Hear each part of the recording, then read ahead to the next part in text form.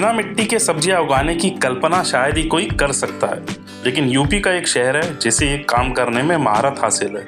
इतना ही नहीं, शहर ने सफेद नहीं बल्कि बैंगनी रंग की गोभी और सेम उगाने का कारनामा भी कर दिखाया है। क्यों, क्या और कैसे जैसे सारे सवालों के जवाब आपको मिलने वाले। हम जिस शहर की बात कर रहे हैं वो है कानपुर, और बिना मिट्टी के सब्जियां उगाने वाला संस्थान है चंद्रशेखर आजाद कृषि एवं प्रौद्योगिकी विश्वविद्यालय। संस्थान में एग्रीकल्चर से संबंधित अलग अलग तरह के शोध होते हैं। शोध के अलावा किसानों को अच्छी और इनोवेटिव खेती का प्रशिक्षण भी दिया जाता है। यहाँ किन चीज़ों पर शोध होता है और इसका मकसद क्या है? हमारे इस उत्तर भारत में जो 4 कृषि विश्वविद्यालय हैं, उनमें से ये कानपुर शहर के अंदर स्थित कृषि विश्वविद्यालय है। और इस विभाग में लगभग सभी सब्जी फसलों पर और मसाले की फसलों पर, जहाँ पर प्रजातियों का विकास और उसके साथ किसान भाइयों के लिए जो उन्नत तकनीक है, उन पर शोध कार्य यहाँ किया जाता है। क्या मोटिव है सर इसके पीछे? जो शोध कार्य हैं उनका जो उद्देश्य है वो बड़ा ही लंबे समय तक काम आने वाला होता है। सबसे महत्वपूर्ण चीज़ जो किसान के लिए मुख्य रूप से उसको बीज की आवश्यकता होती है, उन्नतशील प्रजाति की। दूसरी बात, जो अधिक उत्पादन देने वाली प्रजातियां हैं वो काफ़ी दिनों तक चलती हैं, दशकों चलती हैं, तो बहुत उत्पादन देश का भी बढ़ता है और राष्ट्रीय आय बढ़ती है। अब सवाल ये है कि बिना मिट्टी की सब्जियां उगाने का ख्याल आया क्यों? दरअसल ये तो सभी जानते हैं कि बेहतर पैदावार के लिए अच्छी मिट्टी की ज़रूरत होती है, फिर चाहे कोई सब्जी हो, फल हो या फिर फसल।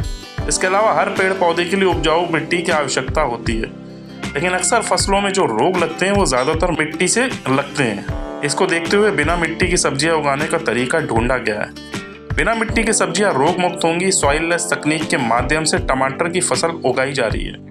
इसमें मिट्टी का इस्तेमाल नहीं किया गया है, बल्कि आर्टिफिशियल सॉइल जो नारियल के छिलके, परलाइट और बारबी कोलाइट के मिश्रण से बनता है। हाल ही में शिमला मिर्च को बिना मिट्टी के उगाया गया था।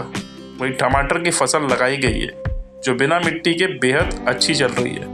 बिना मिट्टी की सब्जियां उगाने के पीछे आखिर वजह क्या है? जो सॉइललेस की जहाँ तक बात है, ये आधुनिक तकनीक के अंतर्गत जो इस समय खेती की जाती है, क्योंकि जो मृदा है वो पूरे देश में, प्रकृति ने हमारे देश में विभिन्न प्रकार की मृदाएं दी हैं, और उसी खेत में लगातार जब किसान खेती करता रहता है तो विभिन्न प्रकार की समस्याओं से वो ग्रसित हो जाती है मृदा, और उसके पोषक तत्वों में लगातार कमी आती चली जाती है। इसलिए यदि पाली हाउस में सॉइललेस मीडिया के अंतर्गत खेती की जाती है तो वो जो मीडिया है वो काफ़ी सस्ता होता है, किसान भाइयों के लिए आसान है, उसको जुटाना भी बहुत महंगा नहीं है, इसलिए घबराने की आवश्यकता नहीं है। और उसमें जो हानिकारक सूक्ष्म अवयव होते हैं उनकी गुंजाइश बहुत ही कम होती है, इसलिए जो वानस्पतिक बढ़वार है पौधे की वो बहुत अच्छी होती है। ये पीले रंग की शिमला मिर्च है, ये मार्केट में काफ़ी महंगे दाम में मिलती है, और ये जिस चीज़ में उगाई गई है इसको हम ग्रो बैग बोलते हैं। ये बिना गमले, इसको चूँकि अगर हम छत पर उगाते हैं तो गमले और मिट्टी का भार ज़्यादा होता है, इसलिए इसको ग्रो बैग में उगाया गया है। और ग्रो बैग के अंदर जो चीज़ दिखाएंगे सेम वही चीज़ है, बर्मी कोलाइट, परलाइट और कोकोपीट। ये देखिए, ये कोई मिट्टी नहीं है, जो प्रोडक्शन हुआ है ये मिट्टी में नहीं हुआ है। ये भी जो हमने अंदर दिखाया टमाटर जैसा उगाया गया था, अलग वैरायटी का, विदाउट सॉइल इसको भी उगाया गया है।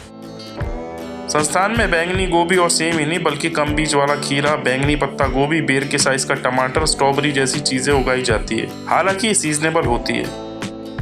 चाउमीन, पास्ता, मकरूनी की शान कहा जाने वाला बंधा आपको मार्केट में हरे रंग का मिलता होगा, लेकिन यहाँ पर आपको हम दिखा सकते हैं ये बंधा बैंगनी रंग का है। इसको हम रेड कैबेज के नाम से जानते हैं। इसको रेड कैबेज कहा जाता है। ये CSA की एक स्पेशल प्रोडक्शन है जिसको ये रिसर्च के तौर पर कर रहे हैं। अलग अलग तरह की सब्जियों को खाने के बेनिफिट्स क्या हैं? विभिन्न प्रकार की जो रंगीन सब्जियां हैं इनको खाने से हमारे स्वास्थ्य के लिए विभिन्न पोषक तत्वों के साथ साथ जो एंटीऑक्सीडेंट है ये मिलता है, और उससे बहुत सारे रोगों से लड़ने की प्रतिरोधक क्षमता भी प्राप्त होती है।